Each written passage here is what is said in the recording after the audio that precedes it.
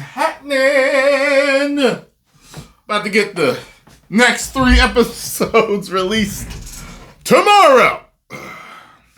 But until then, we have the Nerdrotic. Go over there and subscribe. Tell them Tyrone Magnus sent you. Are you ready to laugh? Okay, cool. Let's do this. Dominic Thorne is back as brilliant engineer Riri. Is that right? Riri Williams. How do you think? She probably thought of the same thing that I thought of. Is that when I first heard her name, I remember when I was coming up, and I know Whoopi's older than me, but even when she was coming up, if you were called Riri, that wasn't your name. That was a quote-unquote slang term, a shortcut term, a slur term for someone that was mentally challenged. Ironheart will shift the narrative for the coming generations. Yikes. I love that lyric. Looks like us. You know what I mean? Long nails, long hair, popping out here. I'm just starting on a Marvel show. Like, where do I go from here? Directed by 2 black women. Black Girl Magic! A very special message. I think you gotta recognize who this is. For 400 years, that word has kept us down. Took a whole lot of time just to get up that hill. That is not the clip they used. Getting up to the bed. Does that make you feel like one of the original Avengers? Say Loves Iron Man too. Get on the bandwagon. It's here. We're here. And Tony's on the bandwagon, so you know what's the problem. Exactly. RDJ is here. It's nice here. Good morning. You went full retard, man. An imbecile. Like the dumbest motherfucker that ever lived. Just farting in bathtubs and laughing your ass off. It's high science, man. It's art form. You an artist. Oh my god, thank you. Never go for a retard. nerdrotic.com.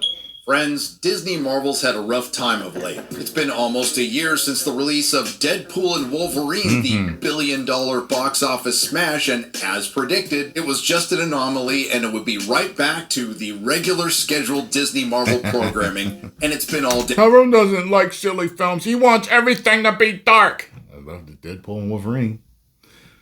I told y'all the other ones today in my James Gunn video. People are so stupid. I get the stupidest haters online. Downhill from there. Despite Bob Iger repeatedly saying over years when it comes to Disney Marvel that they were going to start focusing on quality over quantity. And they lied. For the last 9 months, the opposite has happened as Disney Marvel has put out a steady sewage stream of slop featuring A and B list characters that even comic book fans would have a hard time caring about. And if they had continued to put out quality, they'd be all right now. The amount, the quantity wouldn't have mattered because we loved getting our hands on new Marvel stuff, whether it was movies or television shows, because it was good. We were all enveloped in it and all tied in. You had to have seen this, understood, and understand maybe this small part in another movie. Radically altered in some form or another, be it the passing of a mantle or just an outright race and gender swap, so these characters can reflect the Los Angeles that they live in today. We've got Theater Kids Marvel with Agatha all along. The gayest project Marvel has ever done. Yup! That dude's the funniest red carpet interviewer of all times. If I ever jump back into movies and I become big, I want him to interview me every red carpet. Admittedly is the best performing Disney Marvel thing since Deadpool and Wolverine, coming in 45th on the Nielsen Top 100. Yeah, well, there's no accounting for taste. But after that, Captain African American flopped, Daredevil flopped, the Thunderbolts flopped. And you know the House of Mouse and Marvel, the House of Out of Ideas, was expecting at least one win in there. A win they didn't get. And this brings us to Ironheart. Maybe Kevin Feige was thinking he could sneak this in between a couple of hits. Turns out that was not a great plan. Nope. Not only not a great plan, the Mega worst Man plan in the history of plans. If you recall, Ironheart was announced on December 10th, 2020, and filming was completed in November of 2022. And then Kevin Feige actually watched it. It was at this moment he knew. he fucked up. And after 2.5 years and almost a dozen attempts to re-edit this turd, they could delay it no longer, and they finally released a trailer in the shortest amount of time in Marvel's history and herstory between any MCU project's first trailer. I remember hearing about that. Date, Iconic. which was ratioed into oblivion for good reason. Iconic. Because it turns out adapting an unpopular character from an unpopular comic that was canceled multiple times. Just like Ms. Marvel. Iconic. And then deciding to have the genius idea to adapt it into a television show that cost between $100 and $150 million, coincidentally greenlighting it right after the events of the Summer of Love, purely as a virtue signal, adds to the Olympus Mons of evidence that Bob Iger and Kevin Feige Don't know what the fuck. and despite Kevin Feige himself reportedly saying that Marvel feels more like homework than entertainment, Ironheart requires homework. And it never felt like that. When it was good, it never felt like that. You know, in the movies, when the cool teacher comes in and teaches all the students, the unruly students, the cool way to learn a particular subject. That's what it felt like. It wasn't homework. It felt like it was so fun, and we understood it because we're comic book fans. So we understood everything. And if we didn't know, a buddy knew. Or my buddy knew a guy that knew, that made a video that explained it all. It was so fun piecing everything together. All the fan theories were so fun. Then they decided to go woke and go broke, and now everything's a joke. But it's really not that much. According to Disney Plus, all you need to watch is Iron Man, Iron Man 2, Iron Man 3, Doctor Strange in the Multiverse of Madness, Black Panther, Wakanda Forever, and What If. But there is some good news. You don't have to watch any of that or this show. So, after almost a half a decade from conception to excretion, Ironheart has arrived. And unsurprisingly, we have to break this meme out one more time because our expectations were low, but holy keeping in mind Kevin Feige in these last 5 years had every opportunity to I hope I don't feel that way about Superman when I go see it. can this for the write-off, but instead But it might be that for Fantastic Four.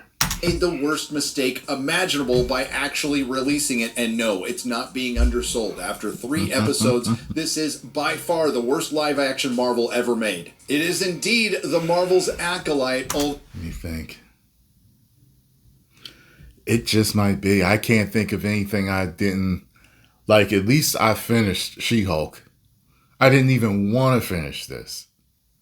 Yeah, it's Marvel's acolyte. I think it is.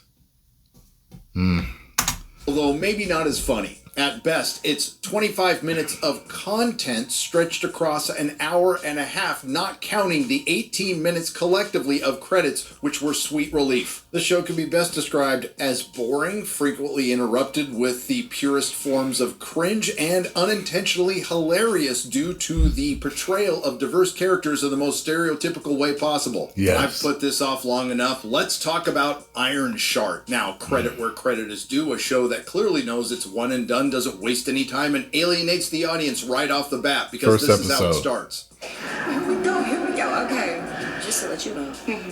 Your girl's She's gonna better be than everyone. Right. Bigger than Gates. Right. Bigger than Penn. Right. Bigger than Stark. Yeah. Come on. Better than everybody. The only thing your girl fitting to be is as big of a failure as the Marvels. Yeah. But to be fair, she could potentially be as big of a villain as Bill Gates. Now, if that wasn't bad enough, Riri's friend... What's with the fire alarm beep you keep putting in there? I know it's like a stereotypical thing for single women. Like if you're talking to a single woman on the phone, like Kevin Samuels, I think, used to talk about this. And I heard a couple of guys, it's like, you know, there's no man in the house living with them when that's happening.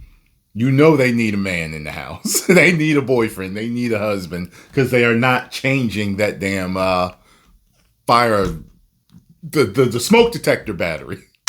Natalie says this. What do you want? More than anything. A knife with thorn his hammer. And his hammer? Well, I guess that's on brand for Disney. Yeah, I was like, I thought that was a little, you know what I mean? Like they already, listen. When you talking to, you know, when you talk about especially when black people are talking about positive things, about bringing up the community and stuff like that. When they talk about negative things, one of the negative things that they don't like that is said about black women is that they're hot to trot. You know what I'm saying? Like they just, they're, want to have, all the time and everything like that. You know what I mean? Not all black women are like that. You know what I'm saying? But you see that crap in, music videos and stuff like that. She told you she wanted Thor's hammer. I was sitting there like, you know what I'm saying? I thought it was kind of, like, I don't know. It seems like they're trying to portray them as, relatively young and everything. And I don't know, it was off-putting to me. Yeah, and it could have been any other girl that said it. I've just been like, you know what I mean? Start off the show like that. I want Thor's hammer. Too hard, damn it! Anyway, most of the first episode is dedicated to getting to know Riri Williams, and I gotta say up front, she is the definition of grace and humility. I'm here because I can be the greatest inventor of my generation. I'm gonna need the equivalent of a whole vibranium. At least she said she could be. She could be the greatest. At least she didn't say she was. Mountain to be great. Due respect, Dean Troy, what do I get out of matriculation? Some job in Palo Alto with a tiny window and a bunch of guys I have to pretend to like? I want to build something undeniable. You want me to be small, but I refuse. Now, it's here where she gets called out on her and it's also an unintentional description of the show. That's a hot pile of garbage. But then it's right back to it. You, Riri Williams, are making an... You know what that reminded me of? That Bill Cosby scene with him and Theo. Theo gets done that speech about him getting bad grades.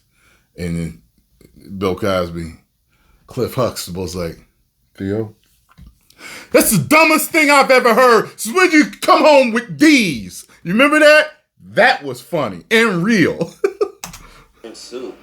People are obsessed with them. I could build 1,000 other things and no one would care. But if I could build one of them better than everyone else, people got no choice but to respect me. And it wouldn't be Disney Marvel if they weren't taking a shot at the legacy character that she was supposed to be replacing. I need cash, money. Do you think Tony Stark would be Tony Stark if he wasn't a billionaire? Tony Stark was able to build this in a cave with a bunch of scraps. How come you're not working at, like, I don't know, Stark Industries or something? He contributed immensely to the field, so I won't roast Tony Stark off rip. But I don't have $1 billion. Tony Stark was able to build this in a cave with a bunch of scraps. They keep doing the same stuff. They could have cut that out. They could have cut that out. They could have cut those 2 lines out where she talks trash on him. Come on now. They want the hardcore fans to hate the show. Like, I don't understand it. But it doesn't end there, because the crack, or more accurately described, on-crack writing team at Disney Marvel attempts to make Riri even more endearing by having her get expelled for selling completed tests to students. You sold completed assignments to students at every school in the area. After that, Riri steals I cannot stand that when they do that to black characters in movies. You know what I mean? A lot of times they're building a team and this character's doing that. And they recruit them. This character's doing that. And they recruit them. Then they go to the black character. Black character's doing something illegal. And I'm just like, oh my God, why do they keep doing this? The Ironheart suit that she thinks she's entitled to because she built it with money from a grant. She built that with her own grant money. And she flies home to Chirac with the help of the MIT AI, who's a gay pencil. Sup, I'm Trevor, MIT's teaching robot and virtual operational resource, and your very own AI assistant. Violent.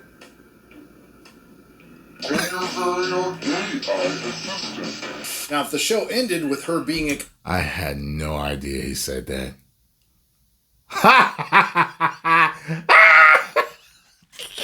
expelled 10 out of 10. Unfortunately, it didn't. But if you're a viewer out there who made it past this part, I did like that. End of the first 3 episodes, I was like, oh, that was creative.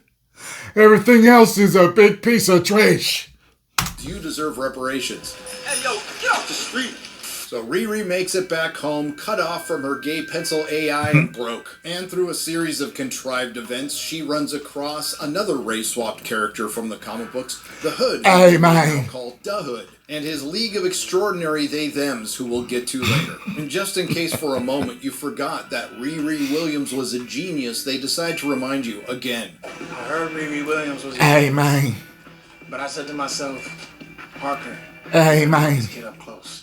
Quick reminder, that was a line of dialogue that was written by a human, delivered by a human, sound edited by a human, edited by a human, and approved by a human, and actually released by other humans. Is my After dick in some a box? apprehension, Riri Williams decides to Hey, knowingly man. join this criminal organization when they promise they don't hurt anybody. I'm probably going to say it every time I see him. That's just my thing. That's what I do.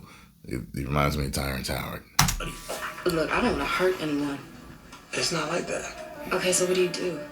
Theft, Hey, extortion, man. breaking and entering. See, it's fine. Now, most of the next 2 episodes dedicate an excruciating amount of time reconnecting Riri Williams with her dead best friend who's now an AI. So for the sake of your valuable time and our collective sanity, I'll try to get through this briefly. Please. The one component Riri Williams needed to get her suit working again was an AI, which she was able to pull off after knowingly taking money. Oh, I from messed the up. organization Hey, man. while she was trying to replicate the AI of the isolationist ethno-state Wakanda. Through plugging her brain into her laptop, she fell asleep thinking about her dead best friend, which manifested her into artificial intelligence. I think at this point it's prudent to point out Disney Marvel's efforts to show the lived experience of marginalized people. Because it turns out Riri's stepdad, Gary, and her friend Natalie were killed in a drive-by shooting. Let me tell you something. When I saw that, I was like, and they got killed in a drive-by shooting. Good Lord.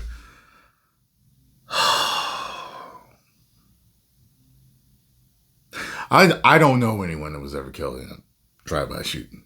You get what I'm saying? So it's just some of these stereotypes, the way they.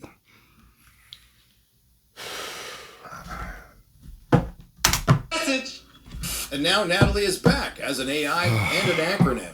You could call me neuro-autonomous technical assistant and laboratory intelligence entity instead.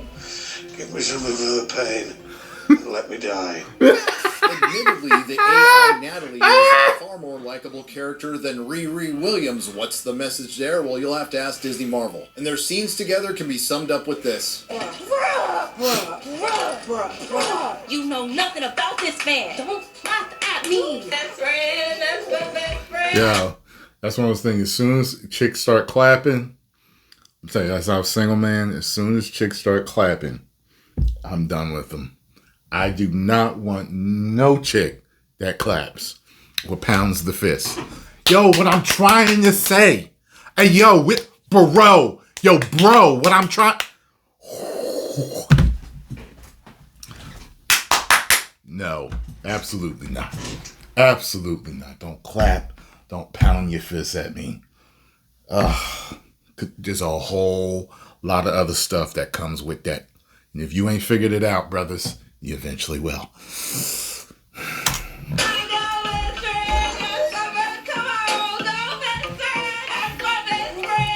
Now, will you upgrade the suit?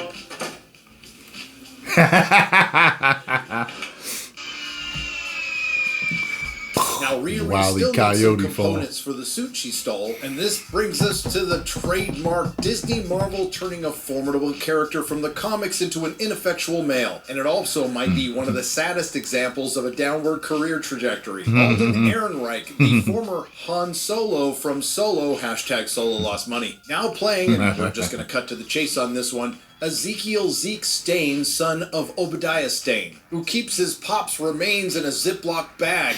The hell, Joe? Why is he in a baggie? We weren't close. And now the supervillain from the comic that looked like this now looks and acts like this. Heather? Hey, neighbor. Hello. You could stop letting your dog poop on my lawn. Are you crying? Sorry, sometimes just, Beta! it's totally involuntary. And then you come knocking on my door with that same... He says that all the time. Beta! All he watches show once in a while. I only watch it once in a while. Beta! do you love white people? Do you love white people? Yes, but do you love white people? Do you? I'm black and slow. Do you love white people? He does that to every black guest. Yo, he be killing me with that stuff. Very interesting guy there. Iron Energy. It's a non-starter Riri. Why is there a sweaty middle-aged white man at my door? I'm 36, respectfully. But at least there's a great bonding scene between Riri and Zeke to Alanis Morissette. Want to hear the most annoying sound in the world? Oh, yeah.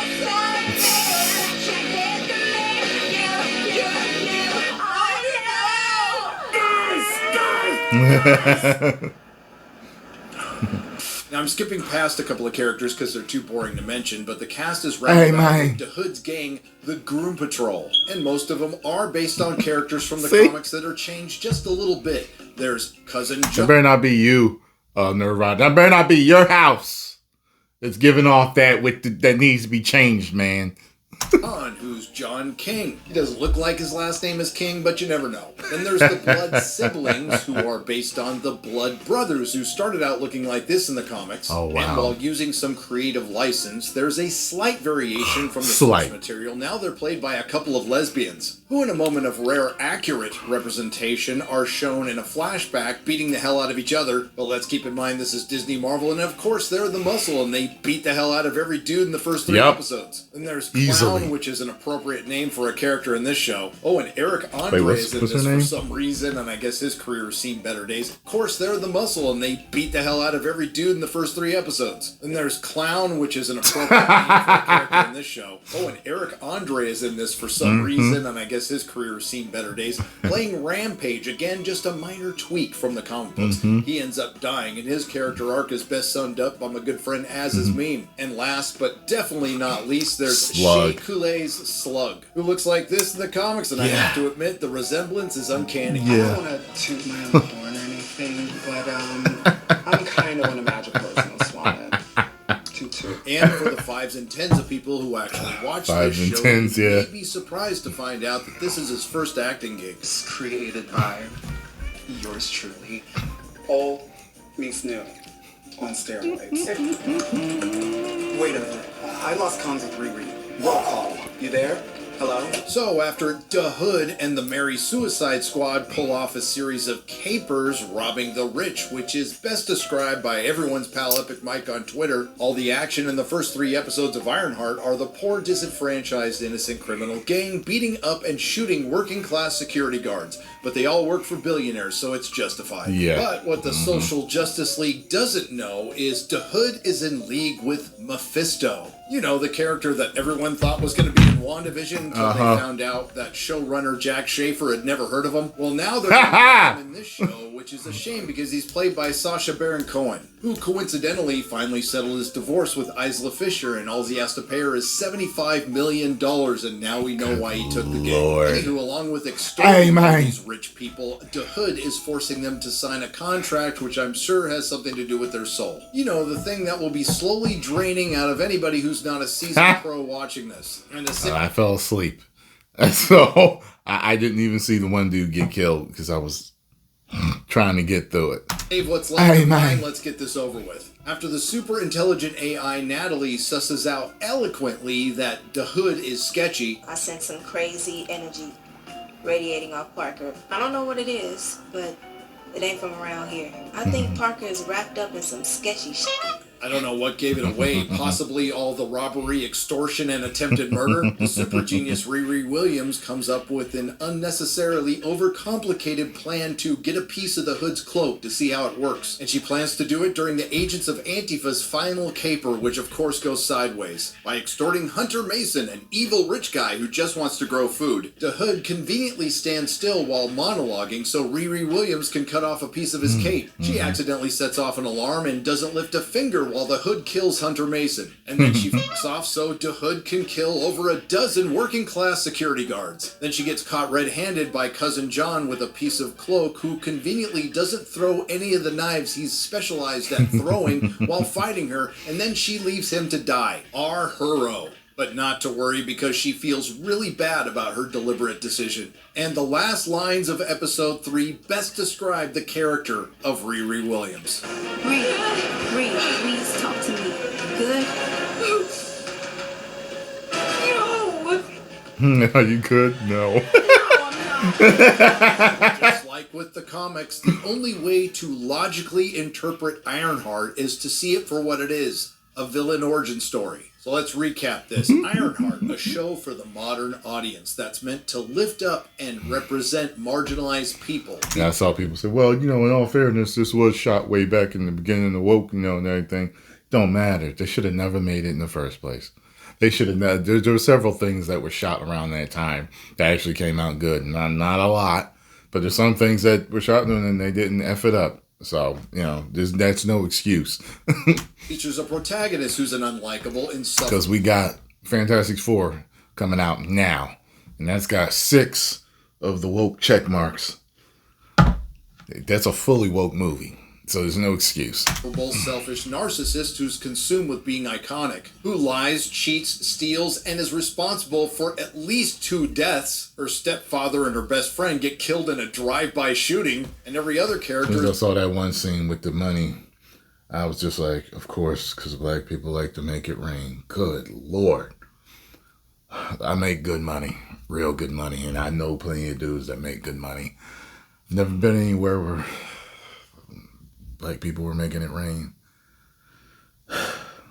There's a one-dimensional DEI cardboard cutout. The only question I have after watching this is, what does Marvel have against what they call marginalized people? And all this is thanks to the worst writing and acting in Marvel history, going back to the Electric Company. Except for this, which may go down in history as the best bit of acting of all time. You've never seen Electric Company? Electric Company used to have a skit with Spider-Man. I loved it when I was a kid.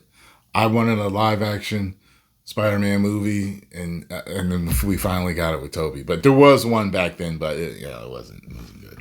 Quite frankly, you have been a horrible steward of Stark's legacy. Acting. Most things Disney Marvel of late, meaning the last half-decade, the cycle will repeat over this monstrosity.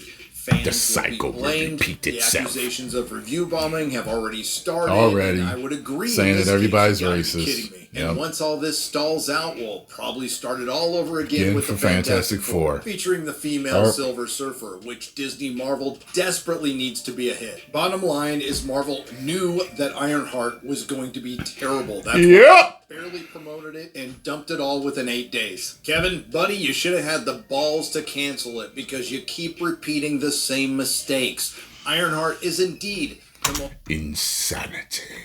Most comic accurate representation of a horrible character from an awful comic made into an even worse streaming show.